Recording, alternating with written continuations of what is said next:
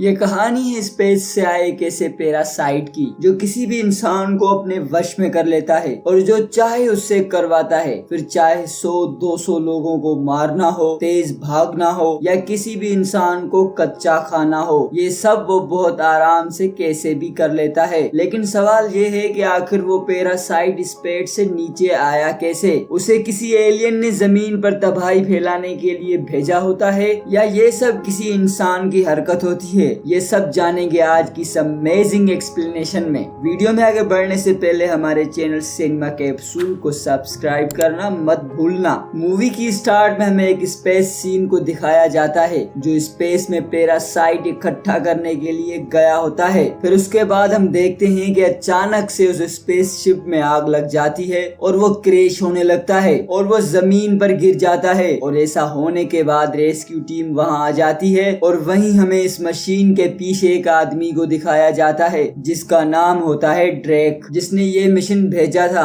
और कैमरा से वो सारी सिचुएशन को इन्वेस्टिगेट करता हुआ नजर आता है। वो देखता है कि 3 पैरासाइट्स को अरेस्ट कर लिया गया है मगर वहां से एक पैरासाइट गायब है जिसकी वजह से वो परेशान हो जाता है। तब हम देखते हैं कि वो पैरासाइट जो वहां रेस्क्यू टीम वालों को नहीं मिला वो एक पुलिस वाले की बॉडी में चला जाता है और उसे अपना होस्ट बना लेता है। लोग जख्मी आदमी को अपने साथ एम्बुलेंस में ले जा रहे होते हैं और वो भी उसी एम्बुलेंस में होता है जिसमें वो पैरासाइट था। वो थोड़ा आगे चलते ही एम्बुलेंस में मौजूद लोगों पर अटैक कर देता है और एक औरत की बॉडी में चला जाता है। फिर उसी ही लड़की की बॉडी को अपने वश में करके चलने लगता है। उसके बाद सीन चेंज होता है और हमें एक आदमी दिखाया जाता है जिसका नाम एडी होता है। दरअसल वो काफी अच्छा न्यूज रिपोर्टर होता है और उसकी एक जीएफ भी होती है जिसका नाम एनी है, जो कि वो उसी ही फाउंडेशन में काम करती है जहां पे उन पैरासाइट्स को लाने की मिशंस रेडी किए जाते हैं। अब यहाँ पे एडी अपने ऑफिस जाता है। उसका बॉस उसे पहले से कहता है कि तुम बहुत अच्छा काम कर रहे हो, याद रहे आज जो तुम इंटरव्यू लेने जा रहे हो वो बहुत ही ज्यादा खास है। दरअसल तुम्हें आज इंटरव्यू लेना है उसी फाउंडेशन के सीईओ का। तुम मुझसे पूछना कि तुम स्पेस में क्यों गए थे और तुम क्या रिसर्च कर रहे हो। याद रहे कि तुम इसके अलावा और कोई भी सवाल मत पूछना क्योंकि वो काफी पावरफुल आदमी है। वो हमारे चैनल को बर्बाद कर सकता है किसी भी सीधी उल्टी हरकत की वजह से। एडी कहता है कि आप बिल्कुल परेशान मत हो, मैं उसका बहुत अच्छा इंटरव्यू लूंगा। फिर रात में हम देखते हैं कि एडी अपने घर आता है, अपने लैपटॉप को देखता है जिसमें एक फीमेल साइंटिस्ट का मेल आया होता है। उस मेल में लाइफ फाउंडेशन के एक्सपेरिमेंट्स की सारी डिटेल होती है। एडी को पता चलता है कि वो लोग मासूम लोगों पर भी एक्सपेरिमेंट कर रहे हैं और ये लोग जो भी कर रहे हैं वो कहीं ना कहीं इंसानियत के लिए सही कदम नहीं है। ये देखकर एडी सोचता है कि ये मेरे पास एक अच्छा मौका है उस फाउंडेशन की सच्चाई सबके सामने लाने का। नेक्स्ट डे जब लाइफ फाउंडेशन का सीईओ कुछ बच्चों को एक्सपेरिमेंट्स दिखाता है जहां पे एडी उसका इंटरव्यू लेने के लिए आ जाता है। स्टार्टिंग में तो एडी वही सवाल पूछता है जिसका उसके बॉस ने उसे कहा होता है। सीईओ खुश होकर उसके सवालों का जवाब दे रहा होता है लेकिन उसके बाद एडी अपना सवाल चेंज कर देता है और उससे पूछता है कि मैंने सुना है कि आप अपने एक्सपेरिमेंट्स इंसानों पर कर रहे हैं। सीईओ ये सुनकर शॉक हो जाता है और एडी को कहता है कि प्रेस कॉन्फ्रेंस बंद कर दो और एडी को वहां से निकाल दिया जाता है। उसके बाद वो अपने बॉस के पास जाता है जो एडी पर काफी गुस्सा होता है। बॉस कहता है कि तुमने जो किया है उसका अंजाम सही नहीं होगा और बॉस गुस्से में उसे जॉब से निकाल देता है। और दूसरी तरफ एडी की गर्लफ्रेंड एनी को भी जॉब से निकाल दिया जाता है। इससे एनी भी एडी पर काफी ज्यादा गुस्सा होती है। वो कहती है कि मैं तुमसे ब्रेकअप कर रही हूँ, तुमने मेरा यूज किया और देखो हम दोनों जॉब से निकाल दिए गए। ये सब बोल के एनी वहाँ से चली जाती है। उसके बाद सीन चेंज होता है और हमें उसी औरत को दिखाया जाता है जिसमें वो पैरासाइट चला गया था। वो होटल में चली जाती है और वहाँ कुछ खाने लगती है। तभी वहाँ पर कुछ लोग आ जाते हैं पर वो औरत उन सबको मार डालती है। फिर वो औरत एक लड़की को अटैक करती है जिससे पैरासाइट उसकी बॉडी को छोड़कर दूसरी लड़की की बॉडी में चला जाता है। फिर हम लाइफ फाउंडेशन की लैब को देखते हैं जहां कंपनी का सीईओ और उसका एक वर्कर एक येलो कलर की पैरासाइट के साथ एक्सपेरिमेंट कर रहे होते हैं। वो पैरासाइट को एक रेबट पर छोड़ते हैं और देखते हैं कि पैरासाइट उसके साथ क्या करेगा। स्टार्टिंग में रेबिट और पैरासाइट की बॉन्डिंग अच्छी बन जाती है, लेकिन कुछ देर के बाद रेबिट मर जाता है जिससे उनका एक्सपेरिमेंट फेल हो जाता है। दूसरी तरफ एडी एक बार में बैठा होता है और न्यूज देख रहा होता है कि लाइफ फाउंडेशन का सीईओ एक और स्पेसशिप लॉन्च करने का प्लान कर रहा है।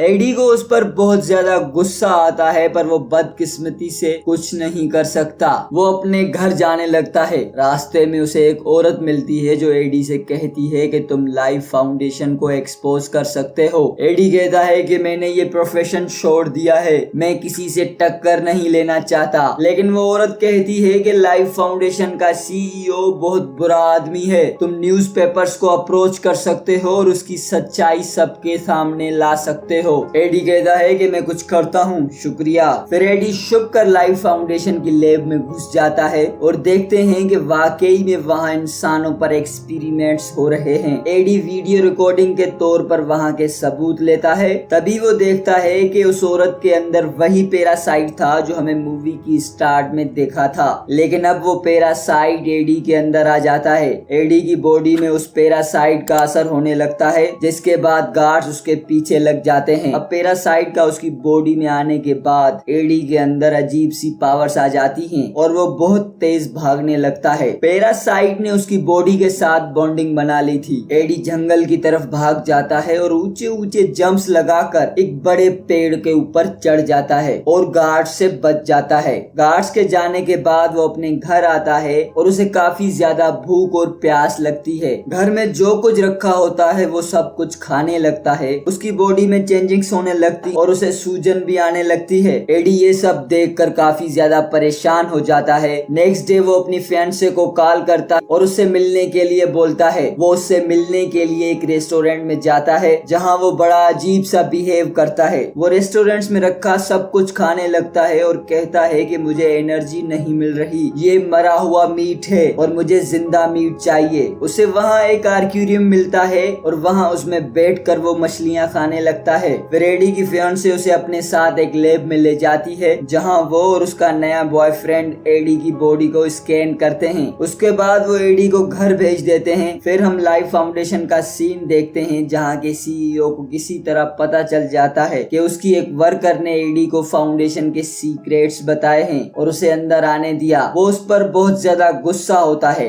उसके बाद हम एडी को देखते हैं जो अपने घर में मौजूद होता है। उसे बहुत गुस्सा आ रहा होता है क्योंकि उसके नेबर्स बहुत जोर से म्यूजिक सुन रहे होते हैं। वो उन्हें मना करता है मगर वो नेबर्स एडी को वहाँ से जाने के लिए बोलते हैं। तभी एडी के अंदर का पैरासाइट बाहर आ जाता है जिससे वो सब लोग डर जाते हैं। कुछ टाइम के बाद एडी के घर कुछ गार्ड्स आते हैं जो लाइफ फाउंडेशन के सीईओ ने भेजे थे। वो गार्ड्स एडी को अपने साथ चलने के लिए कहते हैं। तभी एडी के अंदर का पैरासाइट उन गार्ड से लड़ता है और एडी बहुत पावरफुल हो जाता है, पर गार्ड्स उनका पीछा नहीं छोड़ते। फिर वो अपनी बाइक लेकर वहाँ से भागने लगता है। ये सारा का सारा सीन फाउंडेशन का सीईओ अपने कैमरा से देख रहा होता है। वो अपने वर्कर्स को बोलता है कि देखा मेरा डिस्कवर किया हुआ पैरासाइट कितना कमाल है। फाउंडेशन का सीईओ एडी के पीछे और लोग लगा देता है। तभी उसके अंदर का पैरासाइट पूरी तरह बाहर आ जाता है और एडी की बॉडी को कवर कर लेता है। फिर वेनम उन सारे गार्ड्स को कच्चा खा जाता है और पानी के अंदर ही अंदर से निकलकर दूसरी पार चला जाता है। पानी से बाहर आकर वो पैरासाइट एडी के सामने आता है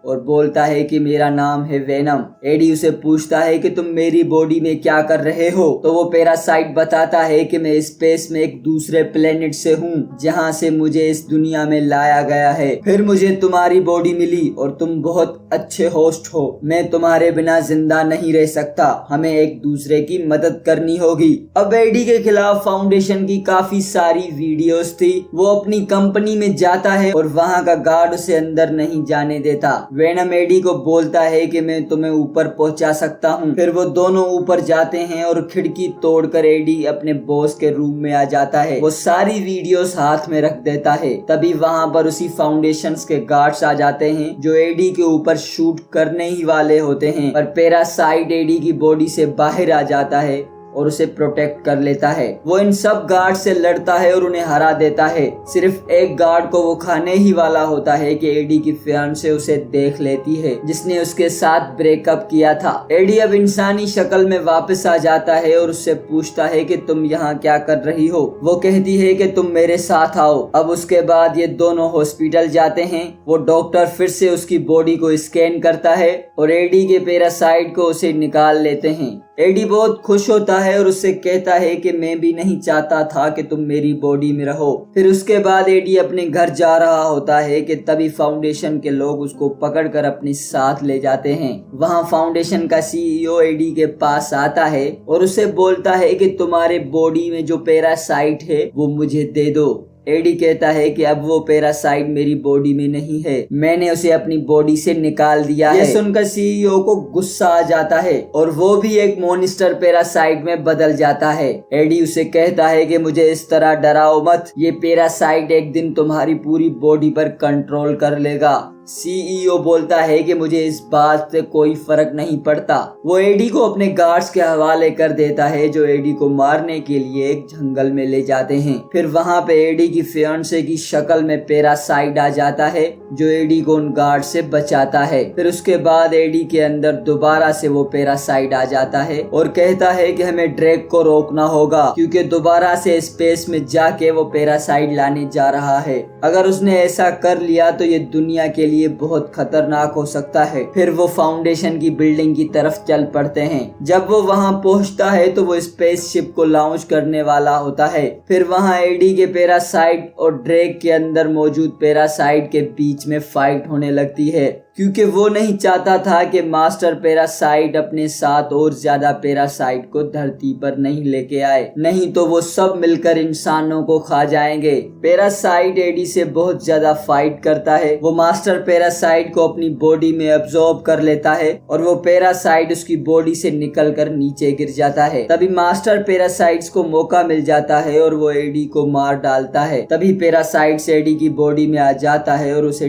ठीक कर लेता है। फिर वो सीधा स्पेसशिप की तरफ भागते हैं जिसमें पैरासाइट को मारा था। उसी वेपन से वो स्पेसशिप को तबाह कर देता है और साथ ही साथ वहाँ से वो पैरासाइट भी मर जाता है। एडी भी पानी में गिर जाता है। अगले दिन हम देखते हैं कि एडी अपने फियांसे के साथ बात कर रहा होता है। तभी एडी को लगता है कि पैरासाइट अभी भी जिंदा है, पर उसकी फियांसे कहती है कि नहीं, वो स्पेसशिप के साथ जलकर मर गया था। फिर वो लोग वहाँ से जाने लगते हैं। तब हम देखते हैं कि एडी पैरासाइट के साथ बात कर रहा होता है, जिसका मतलब ये था कि पैरासाइट अभी भी जिंदा है। एडी पैरासाइट को बोलता है कि अब तुम मेरी पूरी दुनिया में रह गए हो और यहाँ पर तुम्हें मेरे रूल्स फॉलो करने होंगे। तुम इंसानों को नहीं खाओगे, सिर्फ बुरे इंसानों को ही खा सकते हो, और वो भी कभी कभी। तभी वो एक स्टोर की तरफ जाते हैं और देखते हैं कि एक आदमी उसी स्टोर में लूटने के लिए आया है। ये देखकर पैरासाइट एक्टिव हो जाता है और उसे छोड़कर खा लेता है। फिर हम देखते हैं कि एडी वापस अपनी लाइफ में आ गया है